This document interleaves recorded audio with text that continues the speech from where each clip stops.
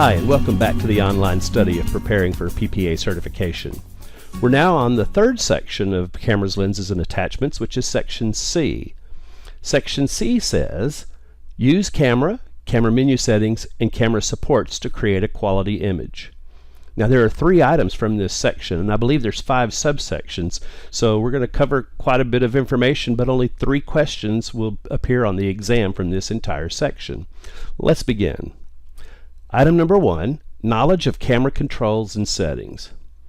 Now we're actually going to run through these pretty quickly. This is pretty basic stuff, just general knowledge of the various controls that are on your camera, and I think that you could read through the material in your workbook, and we don't have to spend a lot of time talking about it here, but I'll point out a couple of highlights.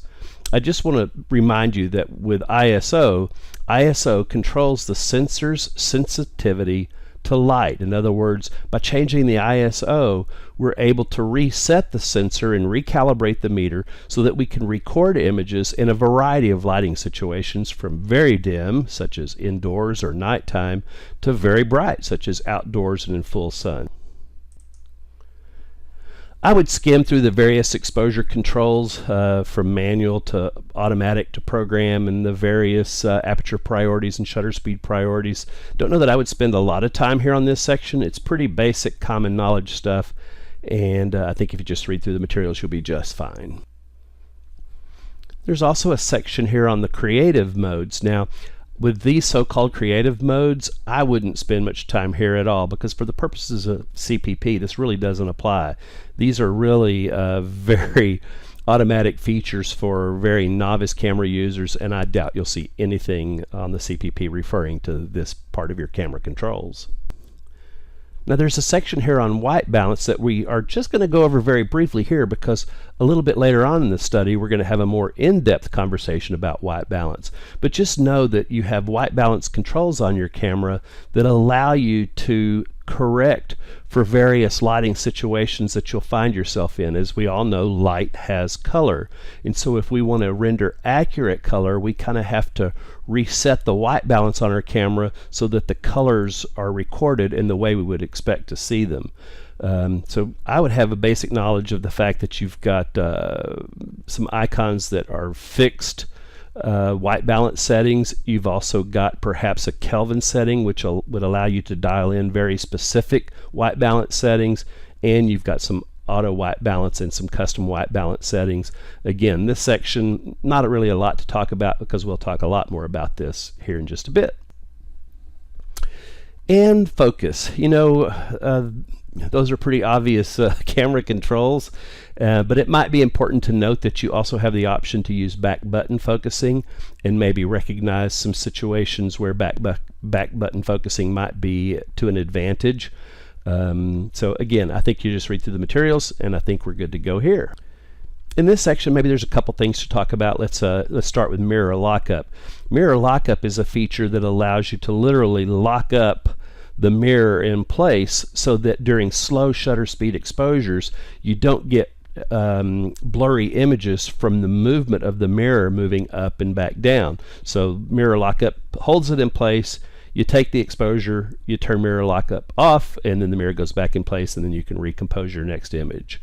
One of the other things to talk about here maybe is the format function, and again, just very quickly, with the format function, we use this to reset your media to be able to record the images as you begin a new session. Format your card after making sure that your images are safely on your computer and all in good shape, and you've got them backed up.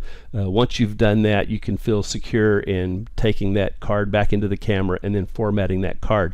Formatting simply resets the card to be able to record images. If you think about recording media, think of it like an old-fashioned post office that had a whole bunch of mailboxes, and let's number them, let's say 1 through 100. I'm just making numbers up, but it's a good example. When you format the card, the camera knows that it can write digital information into the first box, and then when the first box is filled, then it can start writing information into the second box, and then once that box is filled, it moves on to the third box, and then so on and so on and so on. So it's a systematic way of recording that data and keeping it all together and keeping it all sequential. One of the reasons why we don't delete images off the card as we're shooting is that it can cause your card to become corrupt. And think of it as, in real simple terms, as something like this. Let's say you go through, you've shot 75 pictures, and you went back and, well, you deleted number 7, and you deleted number 21, and then 24, and maybe you deleted 45. And so now when you continue photographing and record images onto that card, the camera wants to fill in the boxes sequentially. So it might take your 76th image and put part of it in one of the earlier boxes, and then skip 3 or 4 boxes where you've deleted another image and put part of the data into that box. And then your next image puts some in the box you just left off on, and then maybe it puts some in box number 23. So you can see what's happening here is it's not a sequential filling of data from start to finish. It now is taking that data and putting some here, some over there, and some down here. So that's why we format the card, and that's also why we don't delete images from the camera. Section 2 says, knowledge of the effects of extreme temperatures or humidity upon operation of equipment. So yeah, we're going to find ourselves from time to time being in some unusual weather situations, maybe really cold, maybe really warm. For the most part, we'll look at some things that might cause us some trouble. So for one, I've not ever recognized or heard of any real problems in working our equipment in low temperatures or even warm temperatures. The cameras seem to do really, really well. Where you tend to have problems is with the batteries, because cold weather will really drain the batteries much faster than warmer weather. So the fix is to keep extra batteries on hand, and perhaps to try to keep them warm. I'd always keep batteries inside my jacket in case I needed to switch out. I'd have a nice warm battery to put back in the camera and have it ready to go. You can also run into problems when you go into situations where you're moving from varying temperatures rather quickly. For example, you've been outdoors and it's really, really cold. Now you come inside where it's really, really warm. That can cause some condensation issues where moisture gathers inside the camera. It gathers on the sensor. It can gather in your lens and create some spotting issues and things that you would probably have to go have your camera professionally cleaned. So not sure what you can do about that, but I'll tell you that in some situations it might be good to have gear kept in the environment that you're going to use it. For example, I once did a wedding down in very southern Texas, very, very hot and humid out on the beach. And so if you're shooting outside, you're dripping sweat the moment you walk outside. As soon as you come into the refrigerated air, it's nice and cool and it feels great. So what happens is I'm working indoors with that bride with my camera indoors, and if you walk outside after being indoors in that refrigerated air for some time, then as soon as you hit the outside temperatures, everything in the camera fogs up. The lenses fog up, the mirror fogs up, the sensor fogs up, the viewfinder fogs up. You can't even see through the thing, and you wind up having to wait 30 or 40 minutes for that condensation to sort of evaporate and go away. So that could be a real problem if you're moving from doing images indoors to needing that same camera outdoors. So the fix there is, I've anticipated this because I also lived in humid East Texas for a number of years, and the fix is that I take one camera that I'm using in the cool temperatures, but I have another camera with my assistant outside in the camera bag that never comes in, so that I can quickly switch cameras that has been acclimated to the outdoor temperatures and the humidity and continue the session or continue the wedding without any problems of fogging and condensation.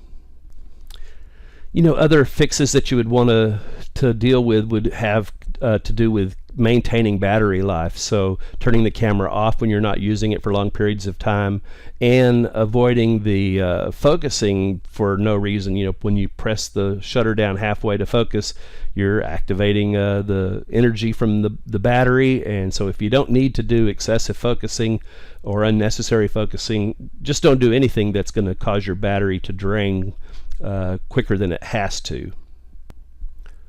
Section 3 is knowledge of appropriate use of camera supports such as tripods, gyroscopes, monopods, beanbags, etc. Again, we are not going to spend much time talking about tripods and monopods. I think most of that is makes sense, and again, if you just read through the material, I think that you'll discover anything that you really might need to know. Let's talk about just a couple of things. Let's begin with gyroscopes. Gyroscopes tend to be used for aerial photography, or really any type of photography where the camera is going to be used from a moving platform, such as maybe a boat or an airplane or a car. The movement in the waves and movement in the air can certainly cause images to be unstable. So by using a gyroscope, that helps eliminates that movement of the platform itself to create a good steady image for recording a smooth steady source for recording the image. You know, another useful camera support is a beanbag, and I like working with a beanbag when I'm outdoors because it allows me to put it in some really funky situations, like in the fork of a tree or some otherwise crazy surfaces where you can't really set up a tripod and it's not convenient to use your monopod. You can lay that beanbag down on that surface and then set your camera inside the beanbag and kind of nestle it where you want it and get it composed just right. And so it makes a really good camera support in an outdoor landscape environment. Finally, another great camera support is built right into some of your lenses, where you've got image stabilization or vibration reduction. Now this uses different technologies in order to work with your camera in low light situations where you might use slower shutter speeds than typical. And by using this feature, you're able to better hand hold that camera to record during slower shutter speed exposures. Now, one thing to note about vibration reduction or image stabilization is that if you put that camera on any kind of camera support like a tripod or a monopod or even a beanbag, you have to turn that feature off, because leaving those features on, it will record a very blurry image. It'll surprise you, and a lot of people don't realize that's the source of their fuzzy images, is that they did not turn their image stabilization off when they were using it on a tripod. Section 4 is the knowledge of methods used to set white balance, and that includes white balance targets or a gray card, calibration disc, and color temperature. Now, just so you know, there are no brand name specifics within the PPA certification exam. You don't have to know step-by-step instructions on the use of individual products. You just want to know the general way those products work and just some general knowledge about those products. So let's take a couple of those. We'll begin with a white balance target, and the most common of those would be a black, white, and 18% gray panel that allows you to take an image of that panel or that disc and then do a custom white balance with your camera settings. So again, I'm not going to go through the instructions on how you set a custom white balance, just that target does allow you to create a custom white balance. Another calibration target by brand name is the X-Rite Color Checker Passport. So again, we're not into brand names on the exam, but the idea of it is that it's pretty cool in that it gives you a variety of swatches that you photograph under the lighting conditions that you're going to be working in with your subject. And then when you photograph that target, you take it back to your computer, and when you open up your editing software, the software knows that the Passport software knows the values of the various swatches that are included in that passport checker, and so it knows how to automatically set the correct white balance and color balance and tonal balances, because it knows the values of that chart. So it takes away some of the human element of trying to determine what is the proper color, and it lets that job get turned over to a computer.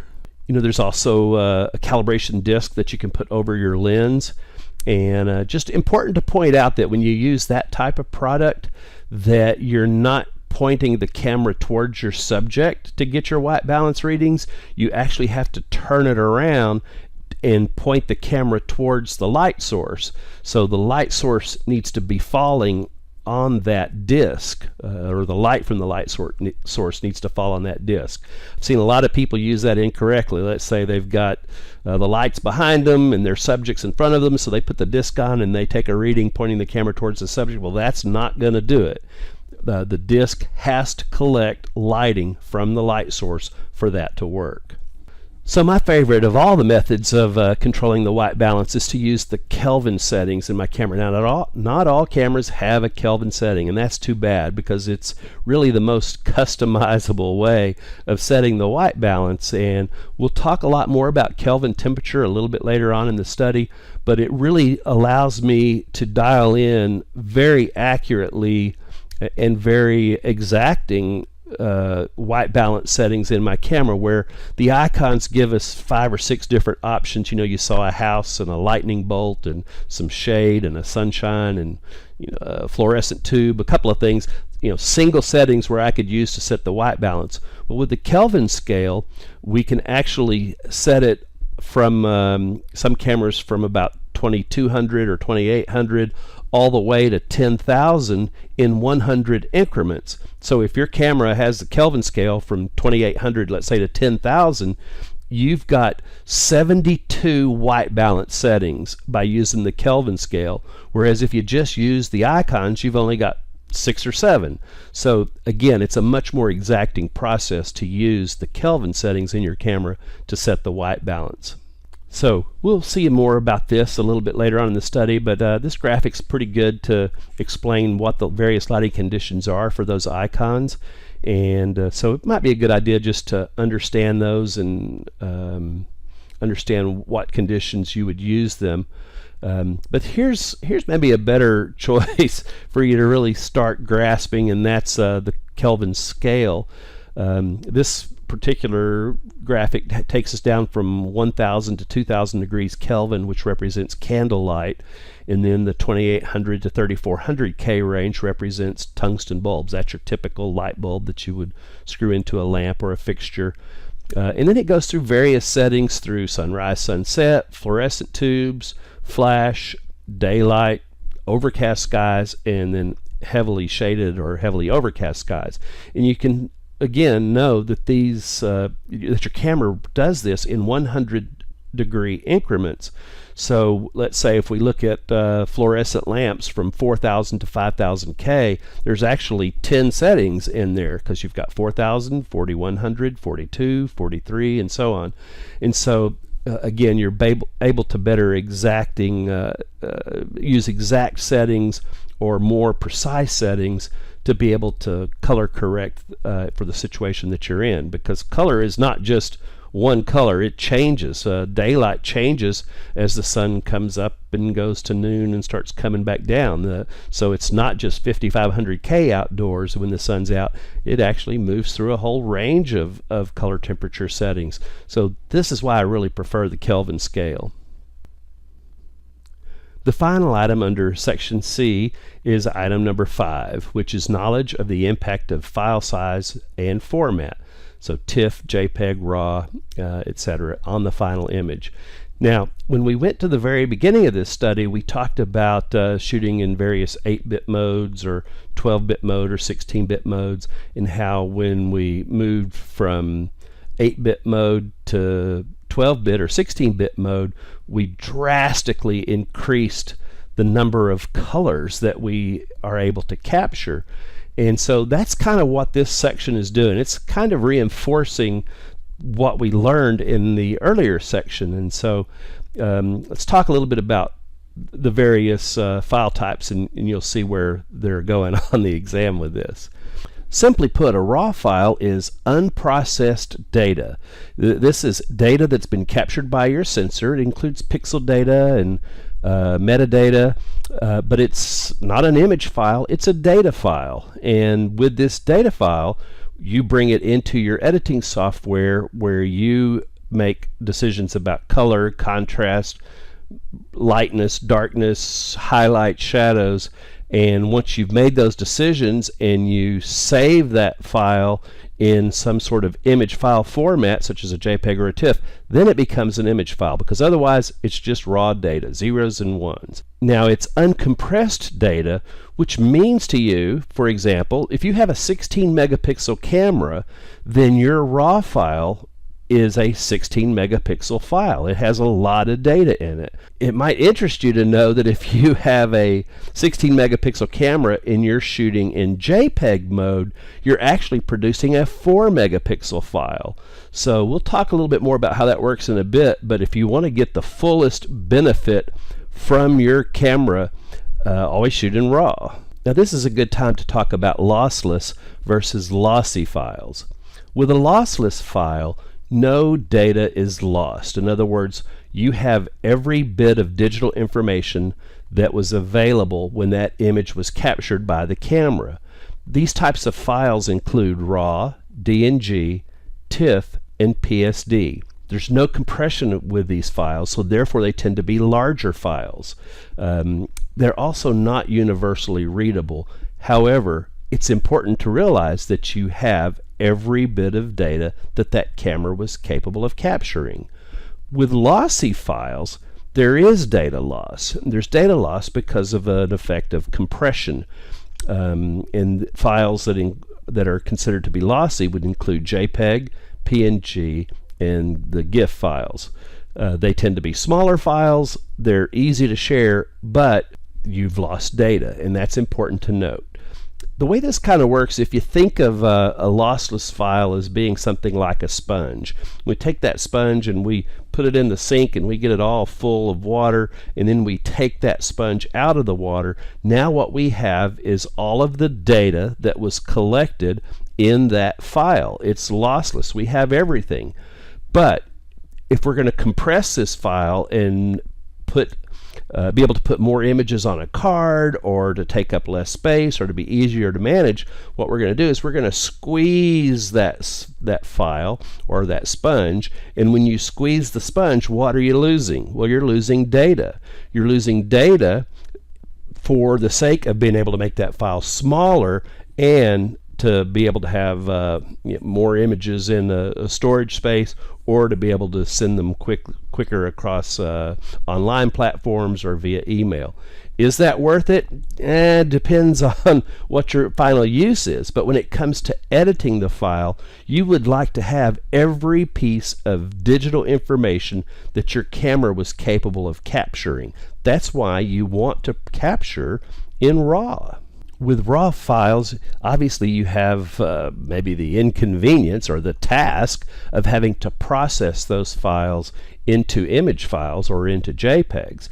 But in doing so, you get to make the decisions of what the color balance should be, what the highlight values should be, the shadow values. You have complete control over the image quality before you create that JPEG. If you shoot in JPEG mode, then you're allowing your camera to make those decisions for you before you've ever even seen the image. And then on top of that, once it decides how it wants to edit your files, then it compresses it and it throws away 75% of the digital information that you could have had you shot in RAW. I think you'll find that on the exam from time to time, some of the questions are leading you to the decision-making process about the benefits of photographing in RAW. So for example, you might find a question that suggests you're photographing in mixed lighting and what might be the best way to deal with that situation. And so, answers could include things like setting the white balance or using a filter, but you might also make sure you're looking through the choices as one of the possibilities is photographing in RAW, so that you're able to make those final editing decisions with that file and 100% of the information that you captured by viewing it in your imaging editor and making better decisions about things like color balance and exposure controls and things such as that. This section closes out with a deeper look at a couple more of the file types, which we're also going to refer to a little bit later on in the study when we get to image capture and image output. So we'll just do a very, very quick review here and just hit some highlights. Again, we're talking about RAW. RAW preserves every bit of digital information your camera captured. And the great thing about working with RAW files is you're simply converting your editing into JPEGs, TIFFs, PSD files, whatever you want as your final product, but you always have the original data contained in your RAW file. You cannot hurt that file unless you absolutely delete it, but you can make changes to it, you can go back and re-edit it. All of the changes that you make to that RAW file are preserved in a little sidecar file, which simply is a set of instructions that you wrote in editing that raw data before you converted it to an image. And so you can always go back and rewrite those instructions, but you're never hurting that raw file. It's a lossless file, and it's like having a traditional negative, so that you can always go back and recover anything that you might have lost in creating JPEGs. JPEGs are compressed files. They're lossy files. As when they're compressed, they're losing data. They don't allow for the preservation of individual layers when you're editing them. In other words, if you've created 3 or 4 or 5 or 100 layers, you will have to flatten that image before you can save it as a JPEG. JPEGs are great for web viewing, for easy handling, for sending files back and forth, just fine for printing. But as far as preservation of image data, JPEG is not the way to go. TIFFs can be lossy or lossless, compressed or uncompressed. We often use them for graphics as well as photographs because you can preserve layers when you're editing, which is really important because you don't want to lose your layers where you've closed an image and you've had to compress it. You can't go back and work on those individual layers again. So you can save your images as a TIFF or even a PSD file to be able to maintain the integrity of your layers. TIFFs also don't have the image artifact problems that sometimes JPEGs have. JPEGs will tend to create digital noise and little imperfections in the image that appear from opening and closing and saving too many times. Matter of fact, every time you save a JPEG, you're degrading the quality, so it's best to not save a JPEG. You should use the Save As feature on a JPEG. Whereas if you're editing in TIFF mode, you can save and save and save, and you're not having the artifacting problems and not having the issues that you would have with JPEGs. These are often used for color printing. A lot of times printers will ask for TIFF files. Photoshop documents, I think those are really best for editing purposes. Again, you're saving all of your layers, full res image file, no data loss. They are lossless files. They can be opened anytime you want and continued right where you left off in your editing process. So that's Photoshop documents. DNG is a universal digital negative format that hasn't quite caught on like I hoped that it would. You know, right now, depending on what camera brand you use, you have to have a particular camera raw file for the image editors to read those files. It's because the cameras have proprietary raw files. And so there's some thinking that as time progresses and the camera manufacturers quit supporting those quit supporting older versions of those raw files, that you could have images that you've taken on your computer right now that you won't be able to edit later on because of the proprietary file is no longer supported. We've seen that a lot in other realms of the digital age. But the theory here is that with the DNG, this is going to be universally supported, that they're going to continue to maintain it so that you could convert your existing raw files into digital negatives so that 10, 20, 30, 40 years from now, theoretically, you would be able to still open those files and edit them. Well, this concludes this section of cameras, lenses, and attachments. One more to go. So I hope you're keeping up with your studies, and I'll meet you on the next lesson here very soon.